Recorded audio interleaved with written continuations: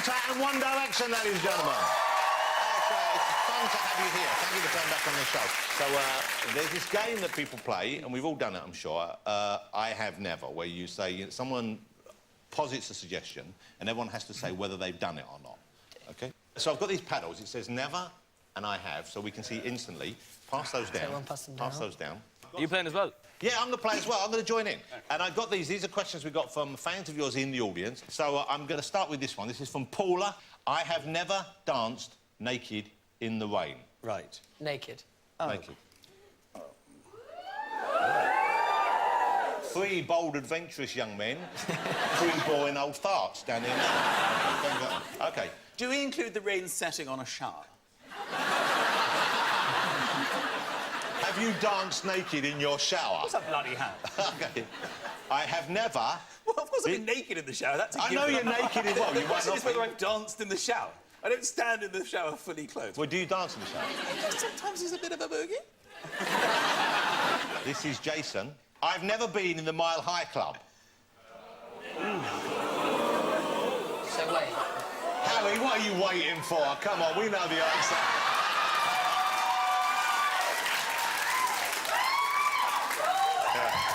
I'll answer for you. There you go. Thank you. Harry just took out the shard.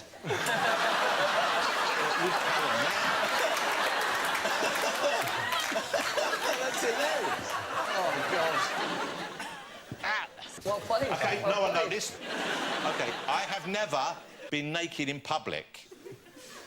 No, I've never been... No. No. It's a choice. That's a choice we all have every morning when we wake up. OK. This is a revealing one. This could be revealing. This is from Sam. Remember, guys, honesty is the key here, all right? I have never smoked a joint.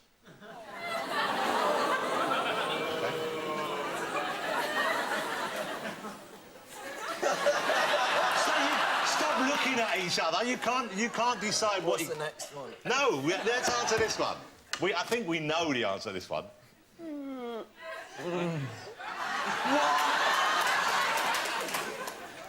Look at that. It's just...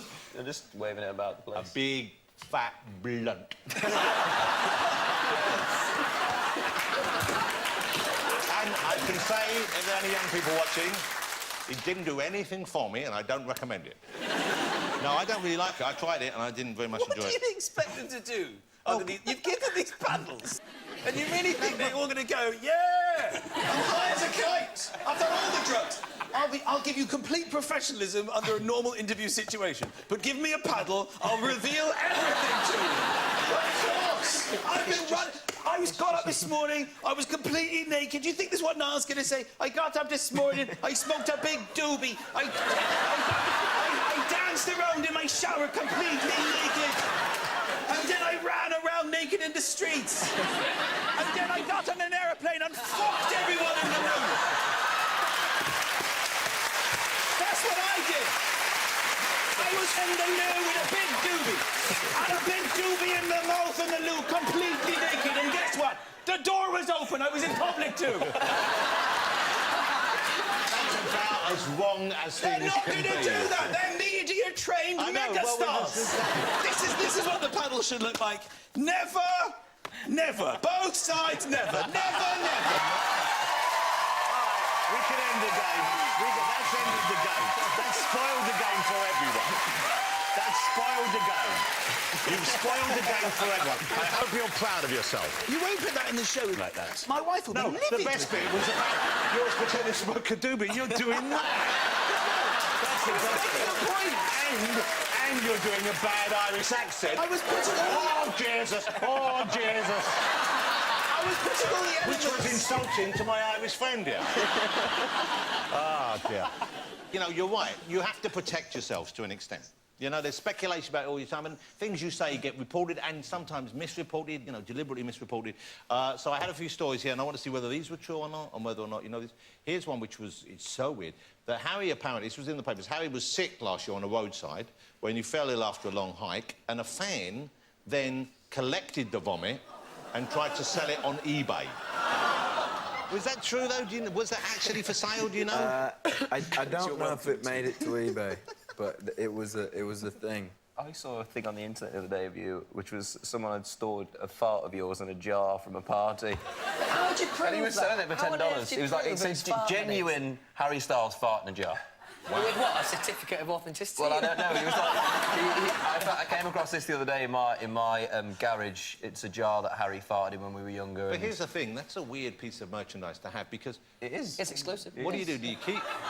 Do you save it for a special occasion and break it out like Quality Streets at Christmas? Do you say, you know what? We've had a good day. Let's break that fart out. So... Get it back in the There jar. you go. You can't get it back in the jar. It's like a genie. Right, OK. But that's a weird one. It was weirder for me because my mum sent it to me and was like... What, the fart? Yeah. The headline? No, like, a link to it on eBay. So, yeah, I mean, everyone likes different things, I guess. What did she say when she sent the email? What was the message? Was it like, my son, I'm proud of you, at last? Or was it like, oh, God, this is weird? Or... I think it was, is this real? Are you the seller? OK, how about this one? 1D singer reveals STD worries after koala bear incident. Who wants to tell us what this story is about? Who heard about this one? I think I said a koalas, yeah. joke one time and it went way too far. What was the joke? Well, koala bears carry a certain STD, The joke which is... was that he had chlamydia. Chlamydia. Yeah, koala bears do carry. Which isn't a joke. It's no joke for koala bears. No, let's stop with It's a it. real thing. Yeah. So you were worried you'd maybe caught it after... I made a joke about it somewhere. There's me looking very scared about holding that Look, little there you thing. go. He's already got And it. he weed on me, and they pass it that way, and yeah. His face says, shit, I've got chlamydia. That's actually the new advert for Yeah, chlamydia. yeah. Right there. That would be a good advert for the cream for chlamydia. All right. Shall we take a break and then come back and I will grill you more about drug use and personal life? Still to come, we've got more chat with One Direction.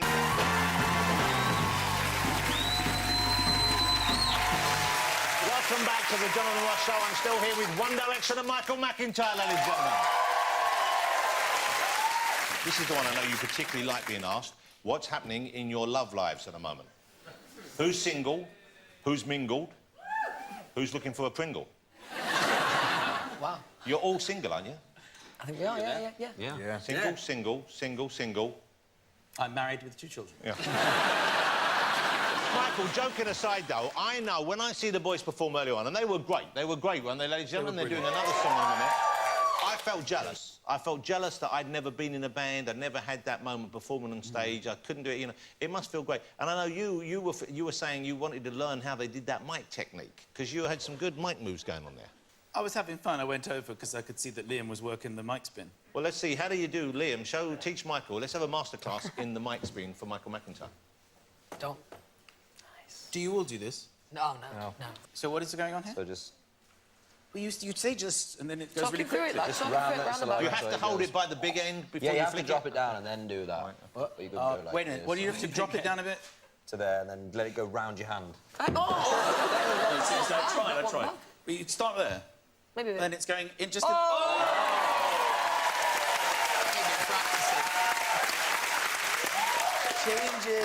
Michael, no. When you're next on stage doing stand-up, I want you to slip that in. Just slip that in halfway through. Yeah, stick that in with the mic on my head. How am I going to do that? I forgot you did that. You give it a go. I'm going to go for a double. Whoa.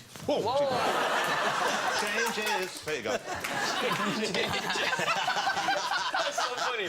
Earlier, Michael comes up to me and goes, "Oh, I can't get your song out of my head." I said, "Which one?" He goes, "Changes." I was like, "Is that the only thing?" And he's like, "Yeah, that's all." That's all we need. But that's all we need if you can do the mic flick. They're very Changes. So I'm hoping it's still great being in the band. I'm hoping you are enjoying it because it looks great and seeing you on stage together, it feels right, it looks great. I'm hoping you're enjoying it as much as you ever did. Yeah, I think it's been so much fun and, you know, we're very happy to kind of have the new album out. It's the one that we're definitely most proud of. We've worked probably the hardest on it. Already there's been speculation about the lyrics for one of the songs in particular, Perfect. Who wrote this? It was Harry and Louis wrote this, yeah? OK. I've got some next here, but if you like causing trouble up in hotel rooms, and if you like having secret little rendezvous, if you like to do the things you know that we shouldn't do, baby, I'm perfect, it's more stuff. And there's been speculation that this has been written by you about some of your relationships, about one relationship in particular, about your time with Taylor Swift. Okay. I didn't know that was the speculation. That's the speculation. Right. So what would be your answer to that speculation if you were pressed? Well, because I'm a media-trained person, I'd say I think everyone writes from personal experience. Well, Taylor certainly does.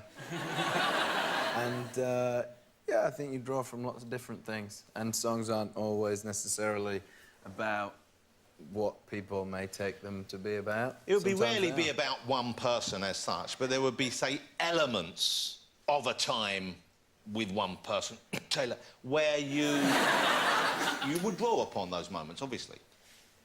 I think everybody writes from personal experience. I think it doesn't always apply necessarily to what you might think that it's about. Sometimes it does. That was almost word perfect, the good, first eh? answer you gave me. All right, guys, it's so much fun having you back on the show. Thank you so much for coming on. And it's great to see that you're still enjoying it, and it's also nice to know that you're taking a break, which I think you probably, A, have earned, but B, probably need as well. So it's great for that. But you are definitely going to come back, aren't you? Definitely. OK. And are you at all worried? Do you worry at all that when you come back it's going to be different? Because a year can be, even just a year, it can be a long time in show business. There'll be changes. To be changes. It's great having you here. Ladies and gentlemen, will you join me in saying thank you? Thanks, John. Of course to One Direction, and of course to Mr. Michael McIntyre.